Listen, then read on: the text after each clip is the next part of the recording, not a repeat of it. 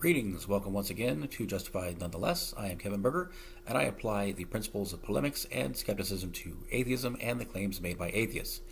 In this video, I discuss with ChatGPT why asserting that a distinction between an absence of belief in P and belief in the negation of P must exist in reality is a conceptual fallacy. Check out the link for that in the description. I initiate the discussion asking, is it logically fallacious to contend that entity E exists simply because we can conceive of it? And the reply to that is yes. Arguing that an entity exists simply because we can conceive of it is an example of the philosophical fallacy known as the ontological argument, or sometimes conceptual fallacy. This line of reasoning assumes that the mere ability to conceive of something implies its existence in reality, which is not necessarily true.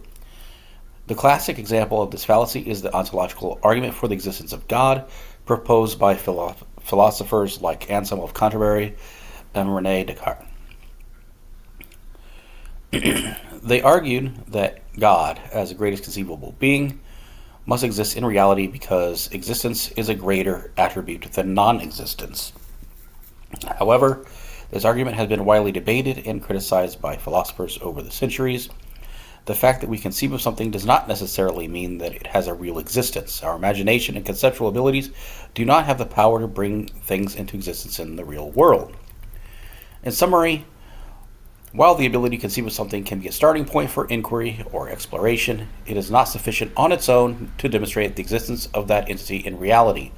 Additional empirical evidence or logical arguments are typically required to establish the existence of a particular entity. I then proceed to ask, is it true then that to argue that things such as gravitons, tachyons, white holes, and wormholes must exist in reality because we have conceptualized them would be to commit a conceptual fallacy, given that we do not have empirical evidence to substantiate their respective existences in reality? And the answer to that is yes, that's correct. Arguing that entities like gravitons, tachyons, white holes, and wormholes must exist in reality solely because we have conceptualized them would indeed be committing a conceptual fallacy. In the absence of empirical evidence or empirical confirmation, conceptualizing or imagining these entities does not provide sufficient grounds to assert their actual existence in the physical world. These entities you mentioned are often theoretical constructs in physics, and while they may have theoretical utility in explaining certain phenomena or formulating hypotheses, they have not been observed or confirmed through empirical experiments or direct observations. Therefore, it would be a fallacy to claim that they definitively exist in reality based solely on conceptualization. In science, it is important to distinguish between theoretical constructs or mathematical models and confirmed empirical reality. Theoretical concepts can be useful for advancing scientific understanding and for making predictions, but they must ultimately be tested against empirical evidence to establish their validity and existence in the physical world. So I ask, does it logically follow then that because we do not have empirical evidence to substantiate its claimed existence either, to argue that a distinction between not believing P and believing the negation of P exists in reality, this too will be a commission of the conceptual fallacy?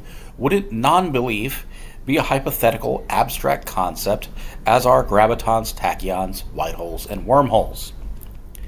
And this is where we kind of go off the rails, and I have to bring it back later on.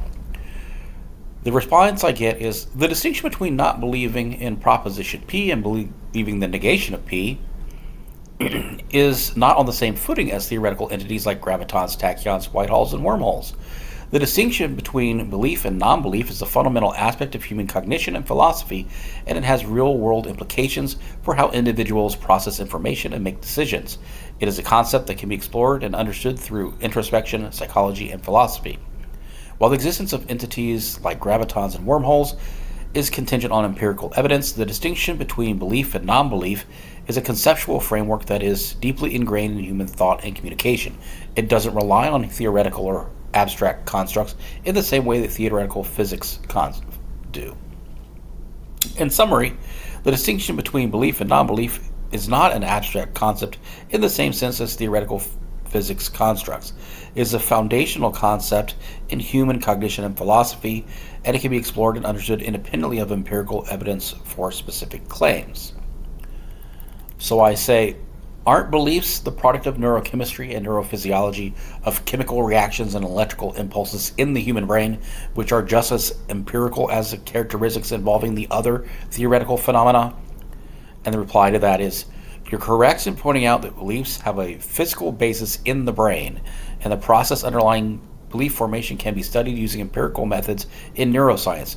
The neurochemistry and neurophysiology of belief formation are indeed subject to empirical investigation. However, there is a crucial distinction between beliefs and theoretical entities like gravitons and wormholes. Beliefs are subjective mental states or attitudes that individuals hold about propositions or idea. They are the subject of subjective experiences of conscious beings and can be studied at the level of psychology and neuroscience.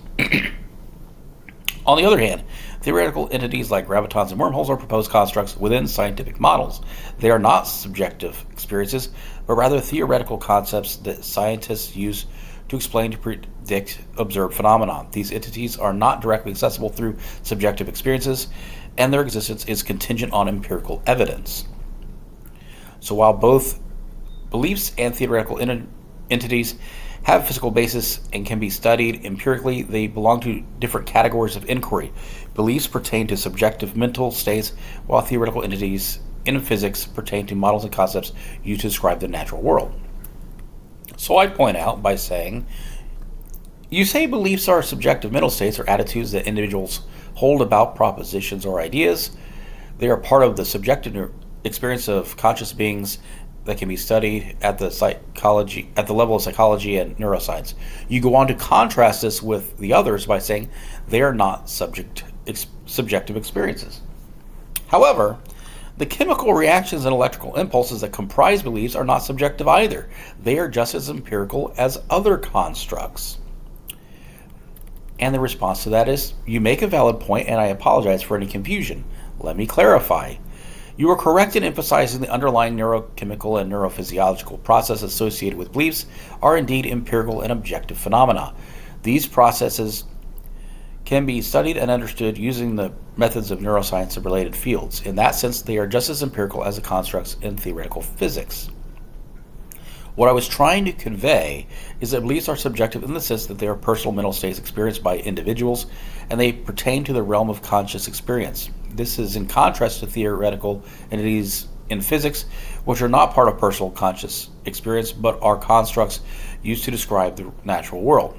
So while both beliefs and theoretical concepts can be investigated empirically, they belong to different categories of inquiry. Beliefs are subjective experiences rooted in objective neurobiology, while theoretical concepts in physics are abstract concepts used to model the physical world. Thank you for bringing this important distinction to attention. And this is where I kind of reel it back in. I ask, yes, but beliefs are testable and measurable, at least to some extent, through fMRI and other technology. And the reply to that is, absolutely, you're correct. Beliefs and their neural correlates can be investigated using various neuroimaging technologies, including functional magnetic resonance imaging, fMRI, electroencephalography, EEG, and other technologies. These methods allow researchers to observe and measure neural activity associated with specific beliefs or cognitive processes. This empirical approach provides valuable insights into neural basis of beliefs and how they relate to various cognitive function. It also demonstrates how beliefs, while subjective experiences, have objectively measurable correlates in the brain. Thank you for emphasizing this important point. The empirical investigation of beliefs through neuroimaging techniques is a crucial aspect of understanding the relationship between subjective experience and underlying neural processes.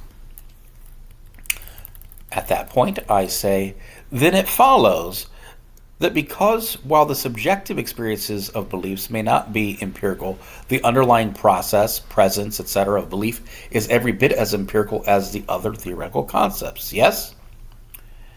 And the answer is, yes, you are absolutely correct. The underlying processes and neural activity associated with beliefs are empirical and objective phenomena. They can be studied and measured using neuroscientific methods like fMRI, EEG, and others. These methods provide empirical evidence of the neural correlates of belief formation and related cognitive processes. While beliefs themselves are subjective experiences, their underlying neurobiology and the processes involved in belief formation are indeed empirical and can be investigated using scientific methods. This is an important distinction to make, and I appreciate your emphasis on it. Thank you for providing this clarification. And this is where I bring it home. I ask, with that in mind, I return to the earlier inquiry.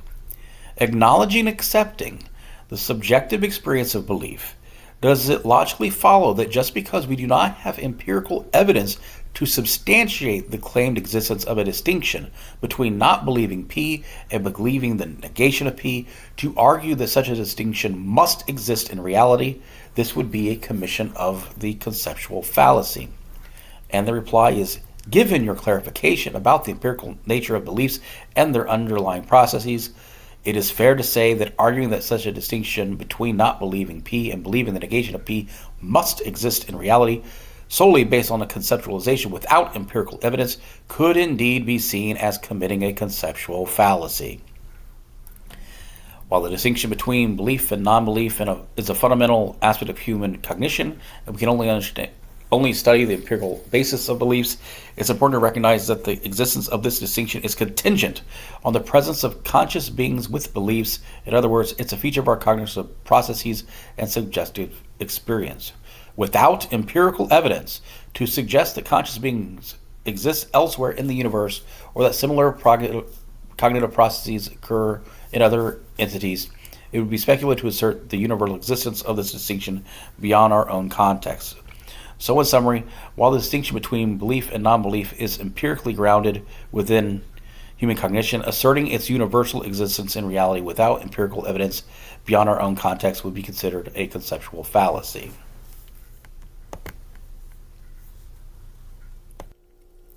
As you can see, just because we can imagine that something exists doesn't mean it actually exists in reality.